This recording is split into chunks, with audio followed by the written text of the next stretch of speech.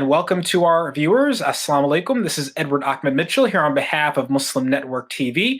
Very happy to be with you. We want to dive in now to a discussion of an international issue that is hitting close to home. There have been concerns raised about a recent appointment to the Department of Homeland Security's Faith Advisory Council. Who is this individual? What are the concerns? We want to learn about that today with our special guest, journalist Pieter Friedrich. Many of you may know Peter. He is an author, journalist, and an activist who specializes in the analysis of historical and current affairs in the South Asia region. We're very happy to have him with us today. Peter, let's dive right in. What are the concerns that have been raised about this appointment to the Faith Advisory Council? Well, so the gentleman that was recently appointed just a couple of weeks ago is named Chandru Acharya. And the concerns center primarily around the fact that Chandru Acharya is presently on the board of directors. He's a director of this organization in America called the Hindutva USA, which happens to be the American wing of India's Rashtriya Swayamsevak Sangh, which is a paramilitary organization, a Hindu nationalist organization, which is accused of all kinds of violence against India's religious minorities. And so there's two or three things about this appointment of Chandru Acharya which are particularly ironic. So he's been appointed to this faith-based security advisory council. And this council deals with issues relating to religious freedom in America, interfaith cooperation, as well as the protection of houses of worship. And yet, as I mentioned, in the case, for instance, of religious freedom, this RSS back in India, of which Acharya is a director of the HSS USA here in America, which is the American wing of the RSS. RSS back in India has been involved in seeking the extermination of Christians, Muslims who live in the country, describes them in all sorts of atrocious terms. Even more ironic is that this council of DHS is supposed to be involved in protecting houses of worship. Well, back in India, this RSS organization and various affiliates of it have especially over the past year or two, but historically as well, been involved in burning houses of worship, mosques, churches. In the past year or so, there have been multiple accounts, including one just a few weeks ago. A few weeks ago, there was a mob of about 200 armed individuals that invaded a masjid during worship and beat up the congregants and were threatening them, locking up the masjid, telling them they can't worship there and trying to drive them out of the area. In the case of churches, routinely over the past year, we've seen mobs of anywhere from 50 to 100, 250, 500 people, oftentimes armed, showing up on Sunday during Sunday services, invading the sanctuary of the congregation, attacking, beating up the congregation, dragging them out of the sanctuary and into the streets.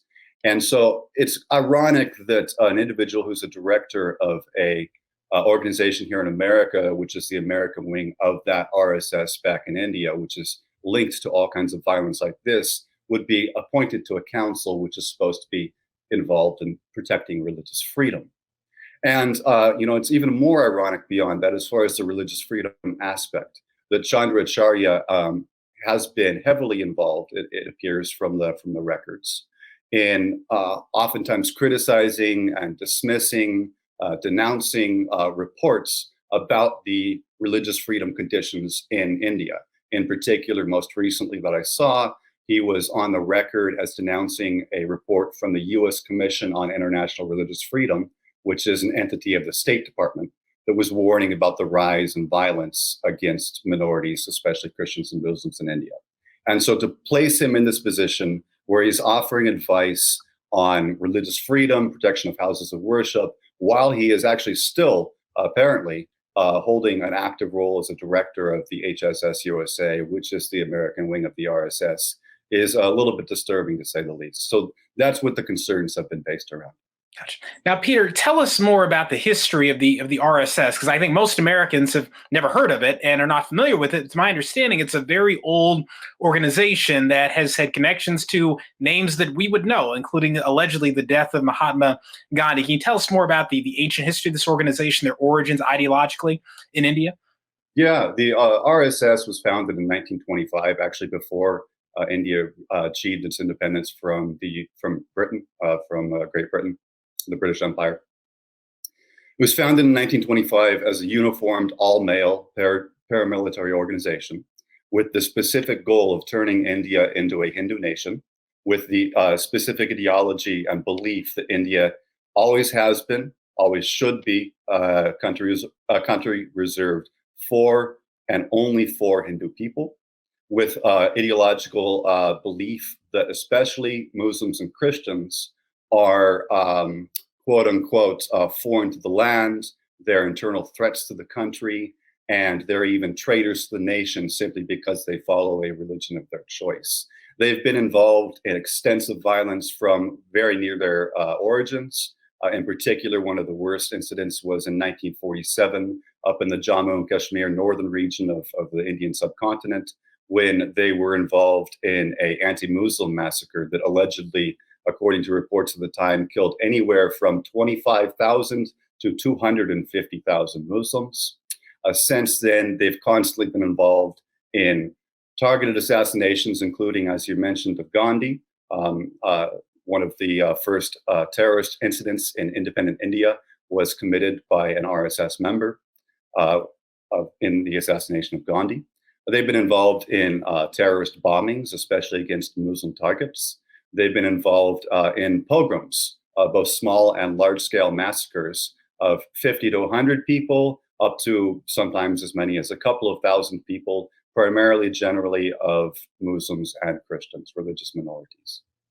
So, Peter, and as you mentioned, yeah, they have been connected to some names that we've heard of, and not just names like Gandhi, but the original founders of the RSS had taken actual direct inspiration by name from Mussolini and Hitler in Italy and in Germany at the time in the 1930s, as those original fascist movements were taking root in Europe, and looked to movements like the Nazi movement in Germany and pointed to it as what they saw as a good role model to adopt towards religious minorities in India.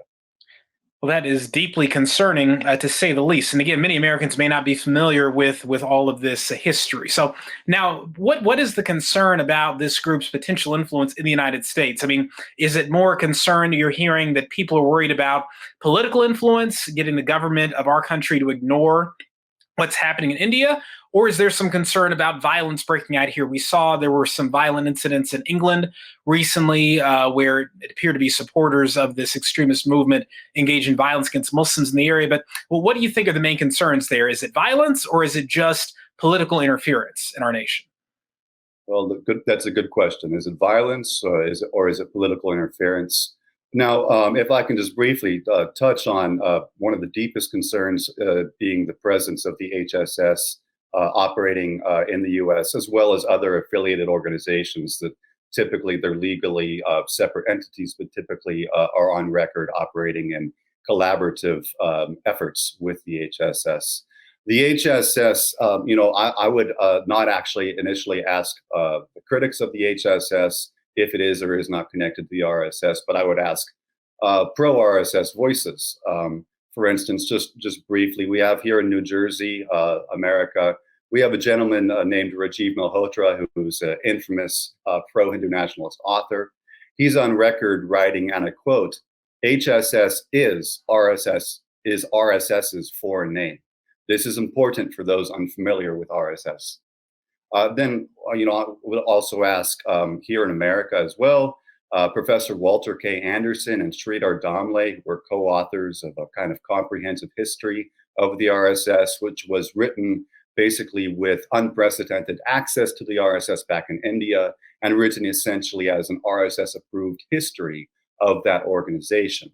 Now, these two gentlemen, and it's interesting to note that of these two co-authors, this gentleman, Sridhar Damle, also happens to be, or to have been, actually a president of the Chicago chapter of the HSS. And they've written that, in their words, the HSS is, quote, the overseas counterpart of the RSS. They've also gone on to explain how the HSS workers here and in other countries, they often travel back to India to attend advanced training camps that are run by the RSS.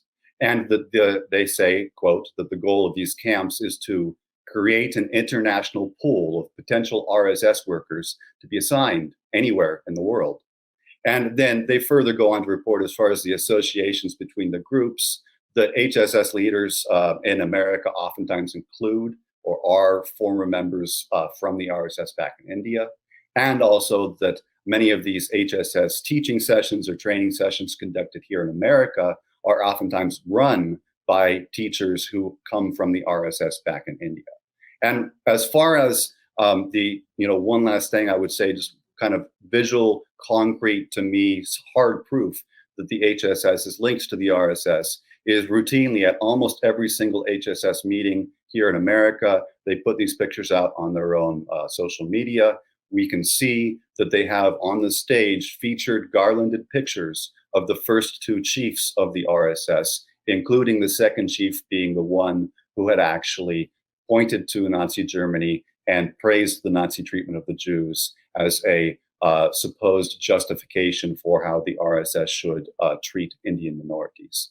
So in terms of political influence or violence. Now, in terms of political influence, yes, that's actually one of the primary concerns here in terms of any of these people being appointed to any kind of a position or being elected to any kind of an office in this country, is that we've seen, for instance, in the past with Congresswoman Tulsi Gabbard, who had a strong association, strong financing by members and leaders of the HSS and other organizations that are linked to it, that she, during her time in office, used her time in office to push policies that were favorable towards the current regime and RSS BJP regime in India, to attempt to derail and sabotage congressional efforts to hold that regime accountable and to call out the violence of Hindu nationalism, and so on and so forth.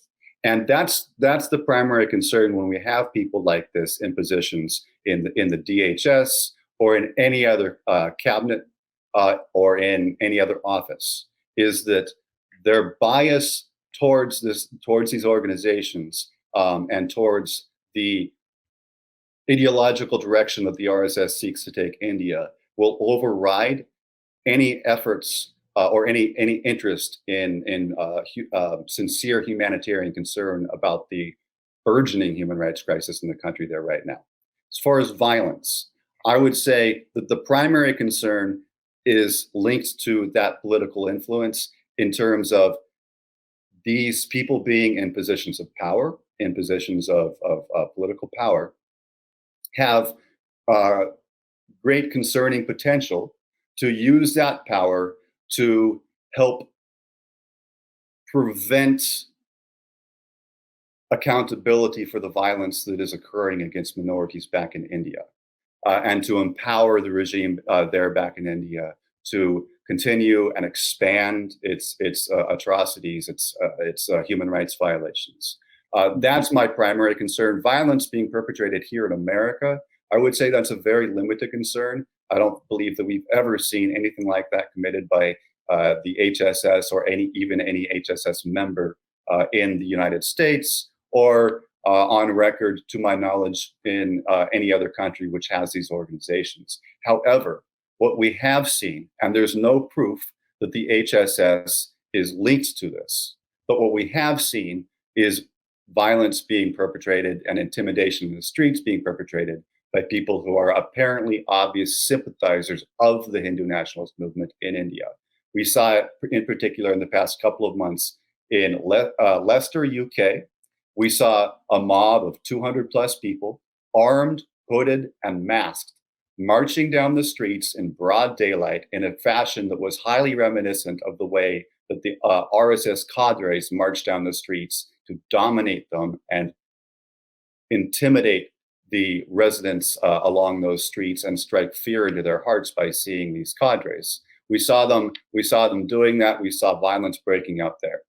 We also saw in Anaheim, Southern California, just a couple of months ago on 14 August, I believe. We saw during an India Day gala, India Day festival at a public park, we saw a small group of protesters respectfully walking through this festival, holding placards, holding signs, protesting against the human rights situation in India, protesting in favor of defending the lives of Indian Muslims, and so on and so forth. And unprovoked, aside from the fact of the presence of these peaceful protesters, attendees at this festival began screaming at these protesters, attacking them, assaulting them, pushing them, shoving them, threatening them, calling them stupid Muslims, even though many of actually most, if not all of them, were not actually even Muslim, and then seizing, stealing, and destroying their signs. So these kinds of outbursts, combined with what we saw here in Edison, New Jersey, also 14 August, where in the streets of Edison, New Jersey, during this India Day parade, the parade was being presided over by a BJP spokesperson, while within the parade, there was a bulldozer being included with images of Modi and of the chief minister of Uttar Pradesh, the most populous state of India, both of whom are BJP members, Modi himself, of course, being an RSS member, and both of them being, especially this chief minister of Uttar Pradesh, being involved currently in this new policy of intimidating and attacking dissenters or critics or activists, especially from Muslim backgrounds, by bulldozing their homes, their businesses, and even their masjids. And here in Edison, we saw this bulldozer being included, which was a de facto endorsement of that brutal, violent policy of bulldozing these facilities of critics of the Modi government back in India, and has violent overtones. So certainly there's cause for concern there. Yeah. Well, Peter, all of that is very concerning and disturbing. We're just about out of time, but I want to thank you for coming to the program today and sharing some of this information with us. I know there could be also concern about other appointees in the administration, so we look forward to having you back to discuss that in the future. Yes, I would love to come back and talk about that, because this is the third appointment now to a DHS rule above somebody who has some kind of link to these organizations. Absolutely. Well, yeah, let's definitely continue this conversation. Sadly, it sounds like we will need to. But thank you so much, Peter, for joining us, and look forward to getting more updates from you in the future. Exactly. Thank you.